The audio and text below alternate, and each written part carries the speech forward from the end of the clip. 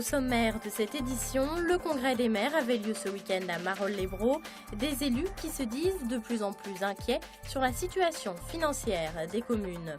En marge de ce congrès, Stéphane Le Foll, ministre de l'Agriculture, réagit à l'annonce du développement de LDC, qui devient le premier groupe volailler de l'Ouest.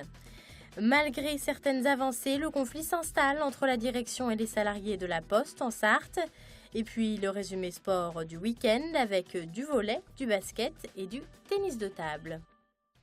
Toujours plus sollicités, les maires et présidents de communautés de communes verront leurs compétences renforcées d'ici 2017. Dans le même temps, les dotations d'État baissent en 2015. Alors tous se demandent comment faire. On sait qu'on est forcément au taquet au niveau du taux d'imposition, donc il faut qu'on fasse avec ce qu'on a. Mais on n'aura pas forcément les moyens de recruter des gens. Donc on fera avec les gens qu'on a. Donc soit plus de charges pour les agents, soit moins de représentation pour les concitoyens. On veut bien prendre des compétences, on veut bien prendre des charges, mais il faut aussi les compensations financières qui nous étaient promises et qui malheureusement ne vont pas voir le jour. En matière de dépenses publiques, la Sarthe est plutôt bonne élève, avec des intercommunalités bien gérées, mais selon l'État, elle peut mieux faire. Tout le monde réclame des réformes, mais quand il faut passer à l'acte, c'est plus difficile. Je dis que les services de l'État, les sous-préfets d'arrondissement, les chefs des services départementaux de l'État sont là pour les aider, les accompagner. Il y a quelques jours, la Cour des comptes faisait état des lacunes des collectivités qui n'auraient pas apporté la contribution attendue à la réduction des déficits publics. C'est celui qui dit qui y est, répond Jean-Claude Boulard, maire du Mans et sénateur. Après avoir fouillé dans un rapport d'activité, il découvre que les dépenses de la Cour des comptes ont progressé de 10 millions d'euros en un an. L'évolution de ces dépenses en progression, certainement justifiée, devrait conduire les juridictions financières à faire preuve de plus de mesure lorsqu'elles se livrent à des commentaires sur les budgets. Je crois qu'il y a un vrai sentiment de lassitude. Il ajoutera dans son discours que l'État, lui, emprunte pour payer ses fonctionnaires. C'est de l'interpellation facile. Les finances publiques, le déficit de l'État n'est pas un déficit pour payer des fonctionnaires.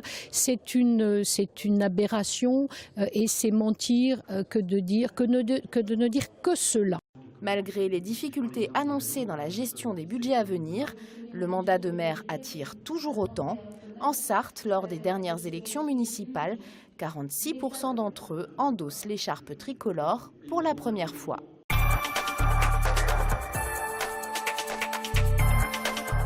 En marge du congrès des maires, Stéphane Le Foll, ministre de l'Agriculture et de l'Agroalimentaire, se félicite de la naissance du géant du poulet dans l'Ouest. Le groupe LDC annonçait la veille l'acquisition de 6 unités d'abattage et de transformation de Sophie Protéol en Bretagne. LDC représente 2400 emplois sur le site de Sablé-sur-Sarthe. Cette nouvelle devrait les consolider alors même que le Sud-Sarthe connaît une nouvelle déconvenue avec l'annonce récente de la fermeture de Gastronome en juin prochain. Le transformateur est spécialisé dans la dinde. Il y a un problème sur la filière dinde depuis un certain temps avec une baisse de la consommation, donc de la production. Et là, le choix qui a été fait par les grands groupes, en tout cas pour ce qui est de Sophie Protéol, Guillaume Sanders et LDC, c'est de réinvestir sur le poulet standard. Donc on n'est pas du tout sur le même sujet, mais en même temps que c'est porteur à la fois d'investissement, donc d'emploi, de création, de production de richesse, c'est aussi en même temps, il faut penser aux salariés de gastronomes qui aujourd'hui connaissent le doute et puis surtout les inquiétudes. J'ai parfaitement conscience de tout ça, mais il faut qu'on arrive à tirer l'économie de manière globale, faire en sorte qu'on puisse offrir des possibilités à tout le monde. Pour leur part, les 165 salariés de Gastronome attendent d'en savoir plus sur leur avenir au cours du comité d'entreprise prévu ce mardi sur le site de Luché-Pringé.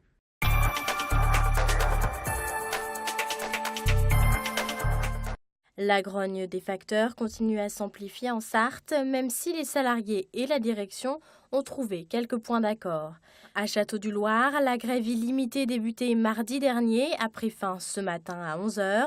La Poste a accepté de fournir 2 CDD sur un temps de 3 mois pour tester le système de distribution avec 5 tournées supprimées. Un point sera fait au mois de janvier. À changer, pas de grève finalement, mais de nouvelles actions sont prévues. Au Grand Lucé, le préavis de grève pour mercredi est maintenu. Il n'y a pas encore eu de négociation avec la direction. Et du côté de Coulennes, pour finir, une action est prévue mercredi pour dénoncer les conditions de travail sur le temps de la pause déjeuner.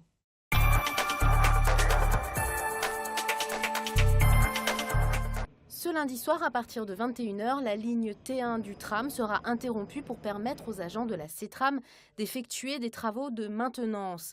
Des travaux de nuit uniquement. Des bus assureront un service de remplacement. Idem dans la nuit de mardi, mercredi et jeudi. À partir de vendredi jusqu'à dimanche, le tram circulera normalement en soirée. Même chose la semaine prochaine.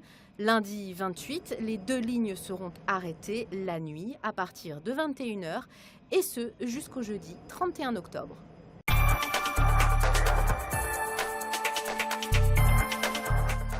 Retour à présent sur les principaux résultats sport du week-end. En volley, tout d'abord, le 10 Mamers s'est battu Orgeblon en 3-7. 3 manches très disputées, 25-19, 25-22 et 30-28 en 1 heure et 21 minutes de jeu.